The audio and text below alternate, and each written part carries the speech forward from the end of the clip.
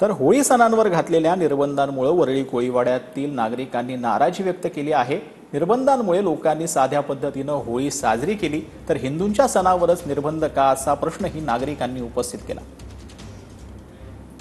यावर्षी वरळी कोळीवाड्यामध्ये अत्यंत साध्या पद्धतीने होळीचा उत्साह पाहायला मिळतोय। कारण वरळी कोळीवाड्यामध्ये यावर्षी डीजे असेल किंवा इतर कार्यक्रमांना जे आहे ते मुंबई पोलिसांनी परवानगी दिलेली नाही, त्याच्यामुळे अत्यंत साध्या पद्धतीने या ठिकाणी होळी साजरी करत असल्याचं लोक आपल्याला पाहायला मिळतात। आता होळी हा सण वर्षानुवर्ष वरळी कोळीवाड्यामध्ये चालत आलेला आहे, पण या वर्षी जे सरकारने आणि पोलीस शासनाने जे निर्बंध टाकले त्यावर सर्व मंडळांना नोटिसा पाठवण्यात आले की कुठल्याही प्रकारचा साऊंड आणि कुठल्याही प्रकारचं वाद्य वाजवायचं नाही। त्यामुळे काय झालं, या वर्षीचा जो होळीचा उत्साह आहे तो ॲक्च्युली कोळीवाड्यातला सर्वांचा नाराजीचा विषय झालेला आहे। त्यामुळे भविष्य काळामध्ये मराठी हिंदू सणांवर निर्बंध येतील असे सरकार आम्ही परत भारतात आणून देणार नाही। कारण याच्यामुळे काय होतं, हिंदू परंपरा ही संपत चाललेली आहे।